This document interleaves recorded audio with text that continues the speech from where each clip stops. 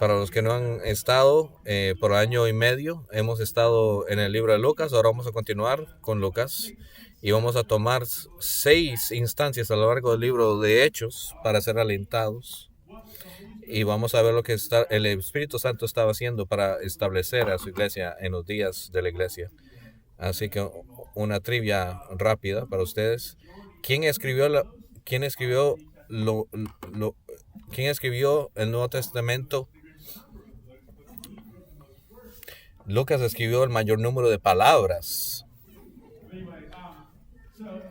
pero Pablo escribió lo más epístolas, pero Lucas escribió las más palabras.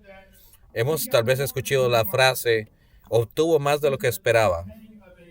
Si este fue el pie de foto de un video de TikTok o un corto de YouTube, probablemente voy a mirarlo por unos 15 segundos para ver lo que pasa.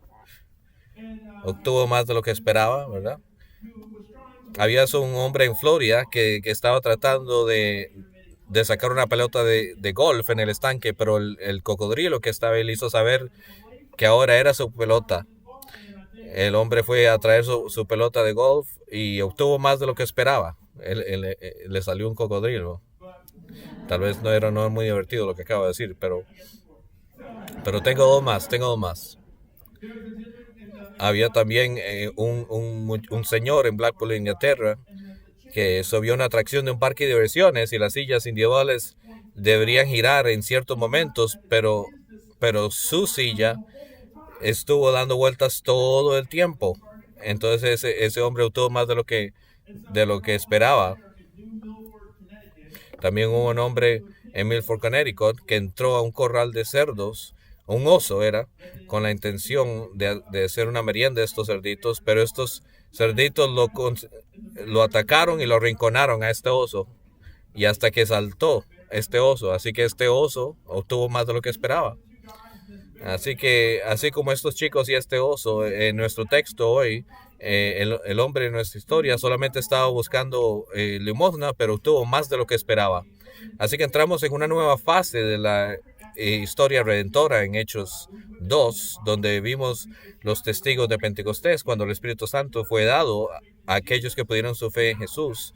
Y ahora en Hechos 1:8 se narra que Jesús dijo a sus discípulos que se quedaran en Jerusalén porque recibirán poder cuando el Espíritu Santo haya venido sobre ustedes, y seréis mis testigos en Jerusalén y en toda Judea y Samaria y hasta el confín de la tierra.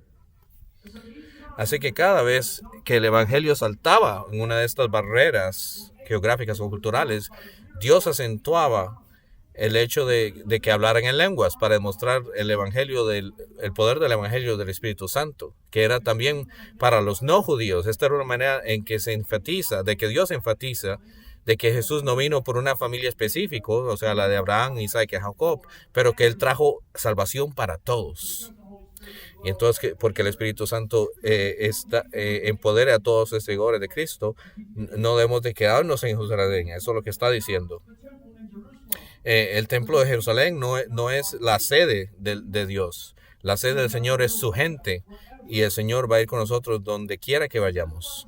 Así que porque hay un debate en el libro de Hechos, que puede ser los hechos de los apóstoles o los hechos del Espíritu Santo, porque el Espíritu Santo tiene un rol muy importante en este libro. Así que en este texto vemos a Juan y a Pedro. Y no mucho después de que Jesús ascendiera, el Evangelio se estaba expandiendo por la ciudad. Así que pasamos directamente a los 2 primeros versículos. Y decía, Pedro y Juan subían al templo a la hora de oración, a la hora novena, y llevaban a un hombre cojo de nacimiento, a quien depositaban diariamente en la puerta que se llamaba Hermosa, a pedir limosna a los que entraban en el templo. Así que estos versículos nos dan la escena. Pedro y Juan estaban entrando en el templo en la hora de oración. Y esto era como a las 3 de la tarde más o menos. Entonces ellos estaban siguiendo el patrón de Jesús. Estaban yendo al templo con las buenas nuevas del Mesías. Esta gente tenían maneras de anticipar al Mesías, pero ellos están diciendo, el hombre que murió resucitó, él es el Mesías. Hemos estado esperando a él por generaciones. Él es el que murió, resucitó, Jesús, el Nazareno, Él es Él.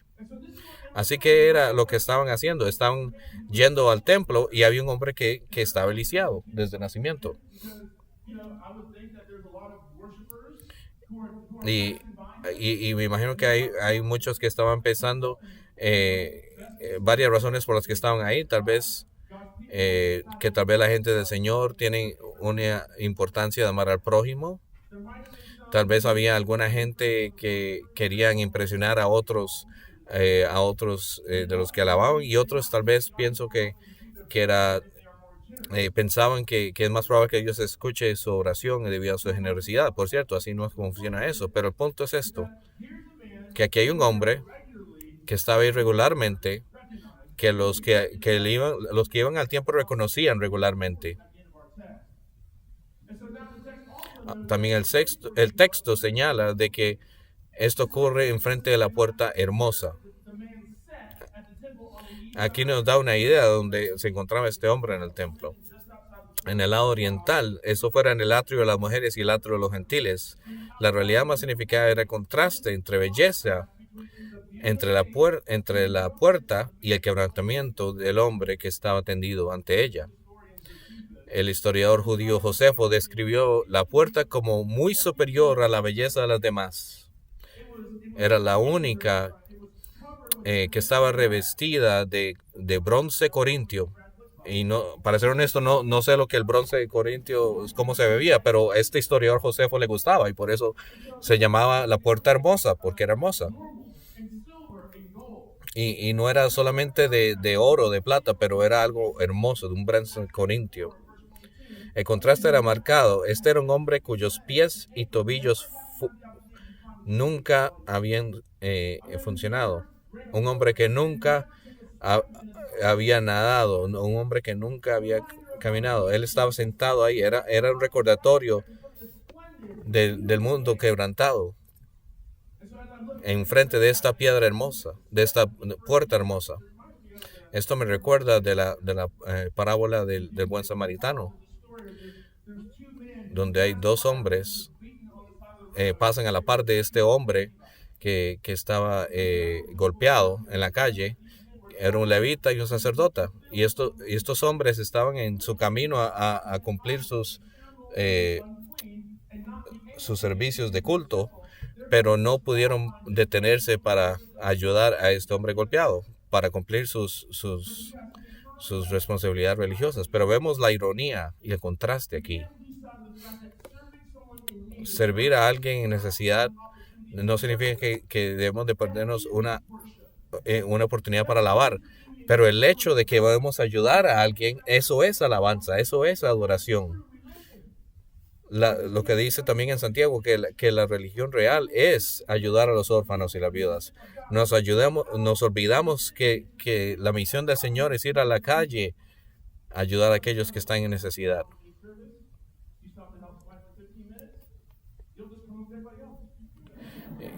Honestamente, si usted está un domingo yendo hacia la iglesia y ve a alguien y tiene que ayudarlo por 15 minutos, usted ya está en culto, ya está en servicio.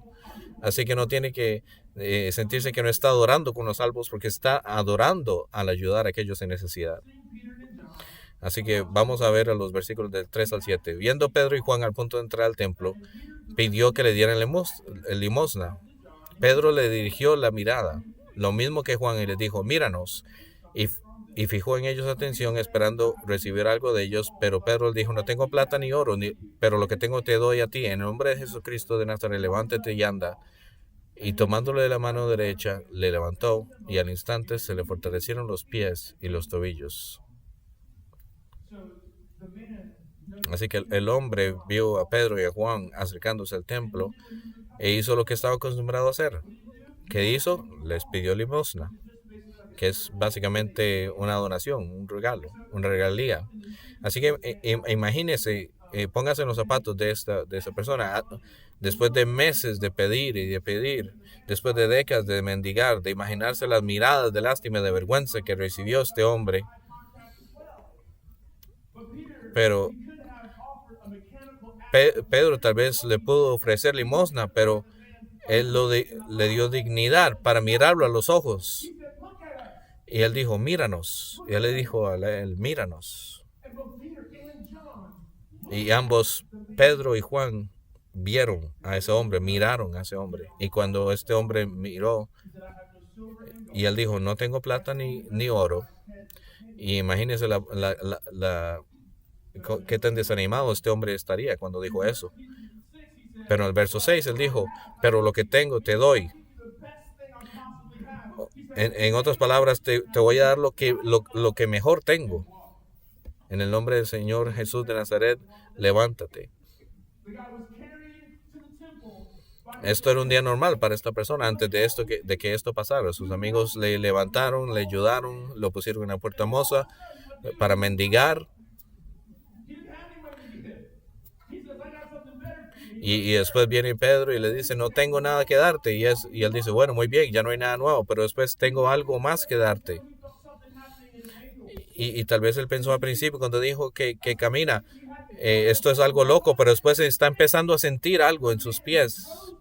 Y después el hombre se levantó. Y el verso 7 dice que inmediatamente se levantó.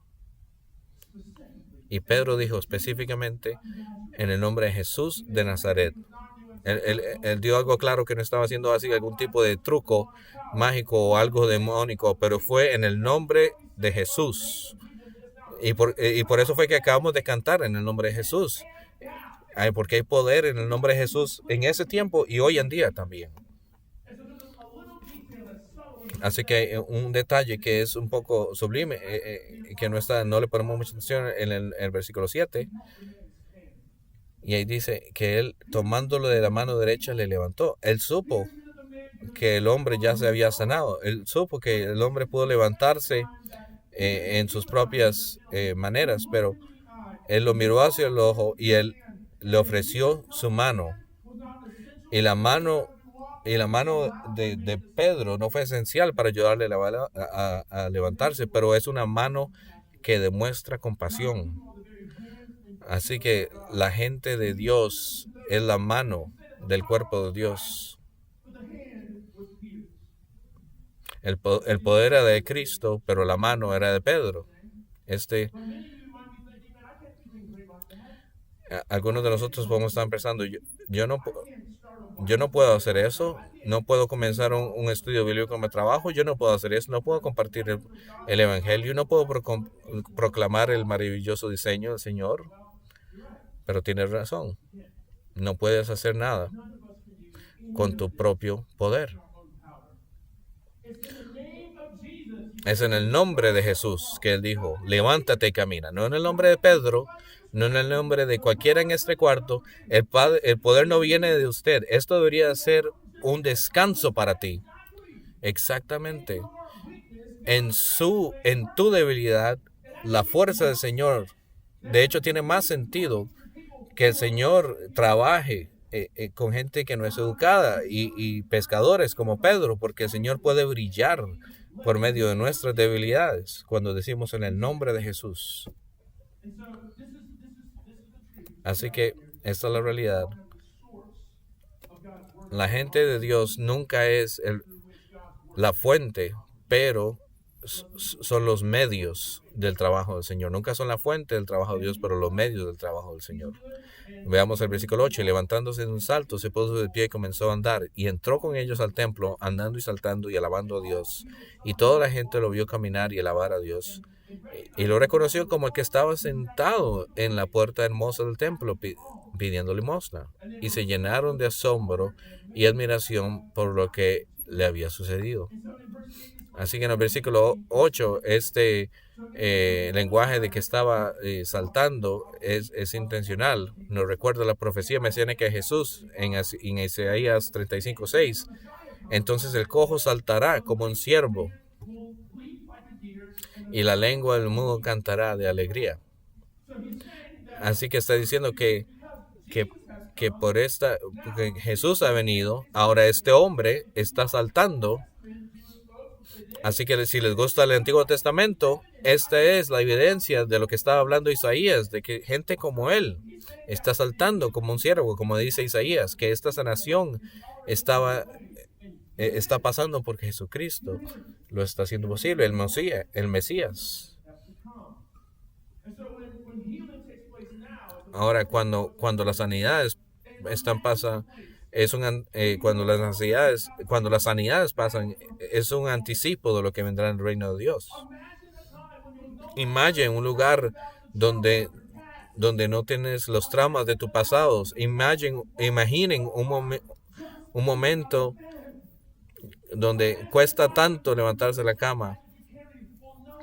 Imagínense donde todas estas cosas ya no nos estén dando prisión. Y porque Cristo está vivo, saltando como un ciervo, y para usted, lo que le está diciendo el día difícil, el Señor lo sanará.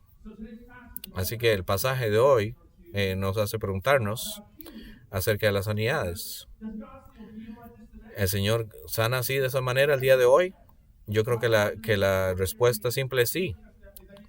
Que los medios ordinarios Dios utiliza como los doctores, pero también Dios trabaja de una manera milagrosamente.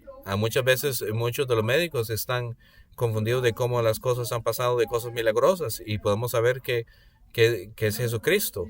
Otra pregunta también que debemos de preguntarnos es, ¿deberíamos de pedirle al Señor por sanidad? Podemos pedirle al Señor por sanidad con confianza, porque sabemos de que Él es poderoso para sanar, pero Él no está obligado por nuestras oraciones, pero por su gracia, el Señor Él nos puede dar una mirada corta al reino venidero y nos puede dar esa sanidad. Pero ahora, como cristianos, cuando un cristiano pide por un milagro, estamos pidiendo por algo que ya es nuestro en Cristo. Estamos pidiendo simplemente que se nos dé ahora en vez de más adelante. Ya las escrituras nos dicen que la vida es un vapor. Así que si nuestra sanidad viene en 6 días o en 6 semanas o en 6 años o en 6 décadas, hermanos y hermanas, tu sanidad está por venir. Porque Jesucristo resucitó de los muertos. Y la evidencia de este hombre que está saltando como un ciervo, como dice, es una evidencia de lo que el Señor ya ha hecho. Y también hay otra pregunta que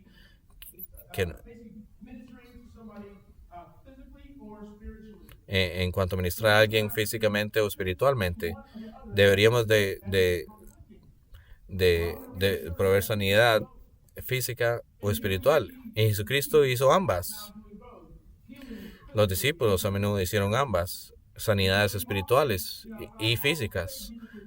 Así que cuando Jesucristo hizo ambas, y si puede hacer una de las dos, sanidad espiritual o física, ¿cuál puede hacer? Jesús hizo las dos. Así que a lo largo del ministerio de Jesús, él dejó claro que la gente, que sus mayores problemas no era la opresión del gobierno bajo Roma, el hambre, la falta de vivienda, etc. Pero Jesús siempre insistió que sus problemas son un síntoma, un problema de raíz mayor, que es el pecado. Es el pecado lo que causa la pobreza, es el pecado lo que causa el hambre, la opresión al gobierno y alejados de Dios. Y Jesús ha hecho algo con cada una de esas cosas. Así que la buena noticia es que Jesús restaura nuestra relación con Dios, con los demás, con nuestro propio cuerpo y con el mundo que nos rodea. La eternidad comenzará cuando el pecado y Satanás hayan encontrado su fin y el amor y la compasión y la paz y la justicia reinen sobre toda la tierra.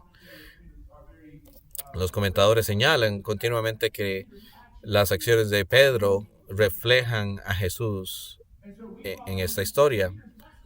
Siguiendo los pasos de Pedro, nosotros imitamos a Cristo y hacemos todo lo posible para satisfacer necesidades espirituales y físicas como un signo de la venida del reino de Dios. Así que estos versículos nos ayudan porque vemos la respuesta de este hombre, que él alabó al Señor. Él alabó al Señor por su sanidad.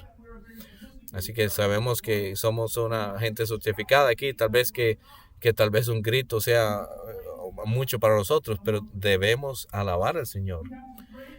Tenemos que alabar al Señor y de darles a la gente a entender que porque el Señor nos liberó de nuestro pecado, que el pecado por el que ya no me conocías antes ya no significa nada para mí.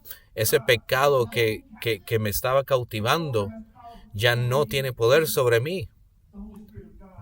El Espíritu de Dios está trabajando, así que podemos alabar al Señor por esto. Podemos alabar al Señor por la fuerza que nos da. Así que podemos aprender unos a los otros a hacer la alabanza, porque algunos de los conversos nuevos recuerdan que fue muy reciente cuando ellos no los fueron liberados de ese pecado.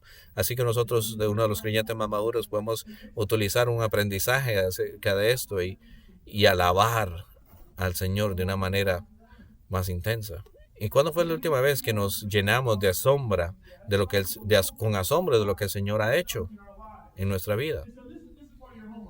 Así que vamos a hacer una tarea, pero escríbale o escríbase un correo electrónico. Activamente busque por cosas en las que usted se asombre. Busque cosas en las que usted esté asombrado. Busque en cosas que el Señor ha hecho que te llenen de asombro. ¿Cuáles son esas cosas que el Señor va a hacer, que ha hecho? ¿Cuáles son las cosas que el Señor ha hecho que te llenen de asombro? Así que busquemos esas cosas esta semana. Ahora veamos los versículos del 11 al 16 para ver cómo Pedro explica esto. El verso 11. Mientras servían Pedro y Juan, todo el pueblo completamente asombrado corrió a ellos al pórtico llamado Salomón. Y cuando Pedro lo vio y se dirigió al pueblo: hombres de Israel, ¿por qué os maravilláis de esto? ¿Y por qué os miráis fijamente, como si por nuestro propio poder o piedad hubiéramos hecho caminar?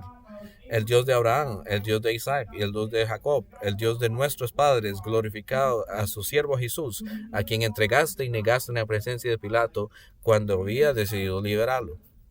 Pero vosotros negasteis al santo y justo y pedisteis que se os considerara un asesino.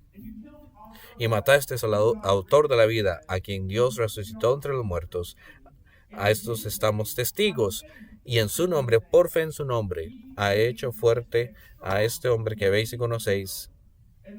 Y la fe que es por Cristo Jesús de este hombre está perfecta salud en presencia de todos vosotros. Así que Pedro es un buen ejemplo de fe y de palabra y de obra. No iba a esperar que un buen milagro y no proclamar el evangelio. Así que profundicemos un poco más sobre este discurso. Así que veamos el patrón del discurso del discurso. Se repite lo que ocurrió en el día de Pentecostés. Había un acontecimiento inusual, ¿verdad? Había hablar de lenguas, pero aquí también había una sanidad de un cojo. Y el discurso de Pedro, vemos donde la gente estaba asombrada, explicando lo que acaba de pasar. Así que desde el principio es importante ver que nos fijemos en lo centrado en Cristo, que este mensaje de Pedro. Él dijo: no se asombren de mí o de Juan, no se trate de mí, no se maravillen al hombre, al cojo, que ahora camine. En cambio, Pedro los dirige a Jesús.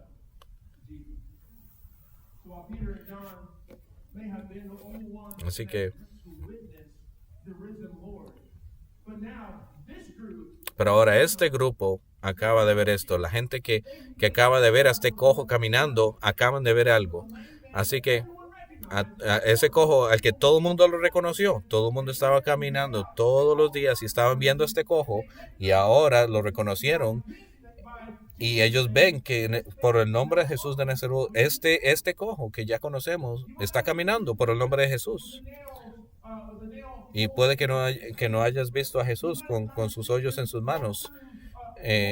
Tal vez no lo habíamos visto pasar por paredes como yo he visto, pero vimos ahora a este cojo que se sanó en el nombre del Señor. Ahora tenemos una decisión que hacer.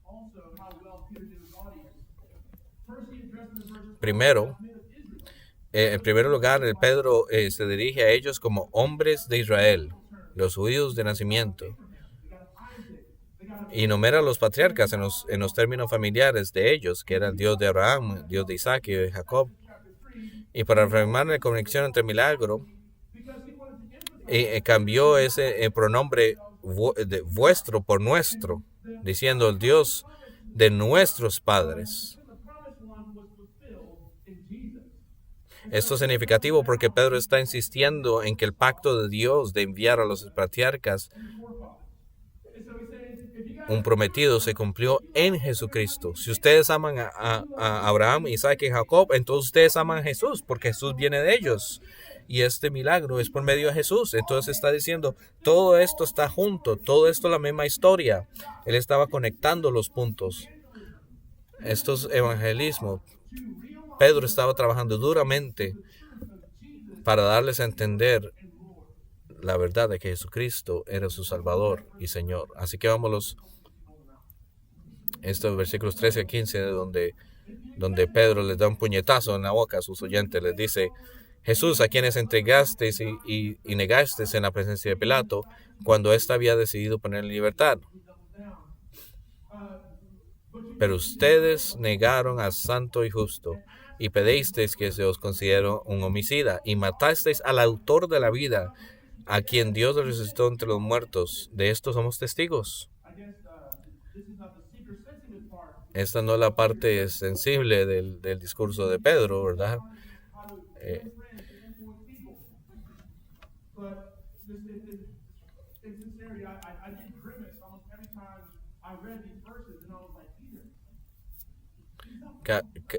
Cada vez que leo esto, pienso que es un poco eh,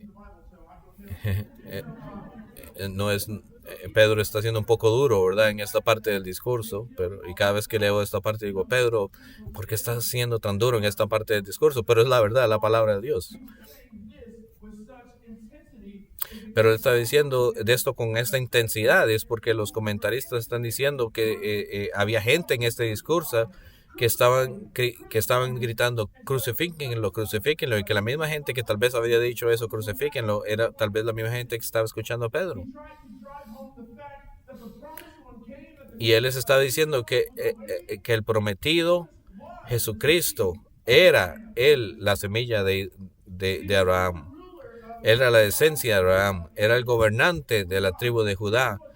El hijo que establece para siempre la casa de David, en 2 Samuel 7. El nacido de una mujer, en Isaías 7. Aquella cuya muerte fue anunciada en Isaías 53 y Salmo 22. Jesús es la persona. Él es el único. Él es el Mesías. Y estos adoradores necesitaban entender lo que está en juego. Y en sí que Pedro les hace dar en entender en un lenguaje más fuerte lo que está pasando. Incluso les da el beneficio de la vida, el beneficio de la duda en el versículo 17, al decir, ¿crees que actuasteis por ignorancias? Pero eso no cambia el hecho de que el Mesías finalmente vino y lo colgamos sobre un madero entre dos criminales. Y aunque Pedro subraya el hecho que mataron al autor de la vida. Algunos argumentaron que el lenguaje que utilizó, Pablo no descarta el hecho de que algunas de las mismas personas que estaban escuchando a Pedro estaban gritando eso.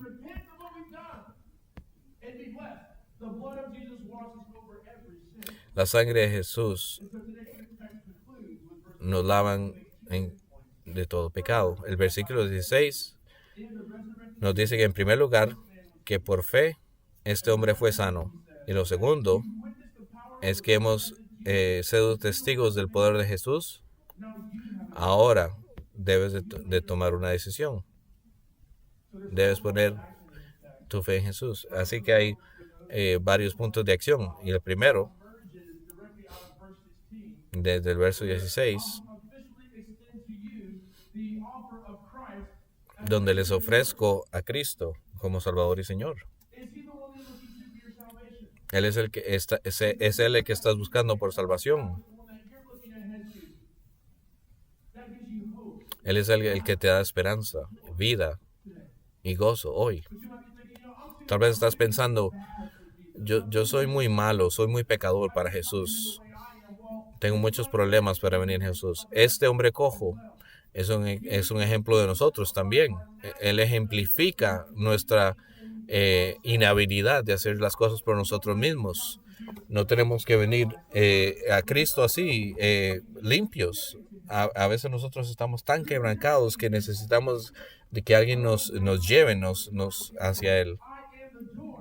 Me encanta lo que es en Juan 19, yo soy la puerta. Si alguien entra por mí, se salvará y entrará y saldrá y encontrará pastos. Jesús, Él es el camino, la verdad y la vida. No importa lo que hayas hecho. Pedro le dio el evangelio y entre esa gente que estaba predicándole Pedro, ellos estaban gritando, crucifíquenlo. Para ellos también hay salvación y perdón en Jesús. Lo segundo es elogios o alabanzas. Debemos, debemos alabarlos al Señor. Tal vez debemos agregar un poco más de danza, tal vez en la iglesia, tal vez por lo menos el pie para danzar, pero debemos tener más entusiasmo de lo que el Señor ha hecho en nosotros. Alabemos al Señor esta semana. Y lo tercero es audacia. Tenemos que recordar que este es el mismo Pedro que negó a Jesús 3 veces y ahora está predicando estando lleno del Espíritu Santo, proclamando la verdad de Jesús en el templo de Jerusalén, el centro religioso del mundo. Él vio al Jesucristo resucitado y él está lleno del Espíritu. Y nosotros hemos visto al Cristo resucitado. Tenemos 4 testigos, Mateo, Marcos, Lucas y Juan, que nos han dicho históricamente, nos están dando evidencia de Jesucristo y estamos llenos también del mismo Espíritu Santo para tener esa audacia para predicar el Evangelio. En todos lados, especialmente en Chapel Hill, pero especialmente en Chapel Hill necesitan Jesús. Pero debemos tener audacia en el evangelismo. 4, compasión. Este pasaje demuestra que el pueblo de Dios están llenos del Espíritu Santo y que son compasivos. Así que debemos ir más allá para mostrar el amor de Cristo de maneras muy tangibles mientras proclamamos la verdad de Cristo. Cuando Pedro ayudó y le extendió su mano a este cojo, imagínense qué amor, qué compasión. Esta es la comunidad, esto es lo que debemos hacer, ayudar con compasión.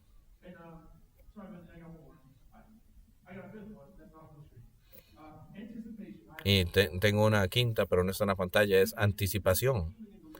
Anticipación es las sanidades de todos nuestros pecados y nuestros dolores, sabiendo que el pecado ya es, que sabemos que la sanidad ya es nuestra en Cristo y podemos recibirla ya sea ahora o en el reino. Nuestra sanidad está segura para nosotros. Jesucristo se levantó de los muertos. Así que mi oración para nosotros es que podemos ser fieles hasta que podamos verle, que podamos proclamar el evangelio hasta que él venga. Y así como dice Juan, ven Jesús pronto. Oremos. Gracias te damos, Señor, por las escrituras que nos has dado. Gracias por el hecho de que hay un testigo que es poderoso. Gracias por la salvación que hay en Jesucristo. Gracias por los que están contemplando ser salvos y que se preguntan, Jesucristo, ¿esto es para mí? Y si puedo darle respuesta a esa pregunta, puedo decirte, sí, este Cristo es para ti.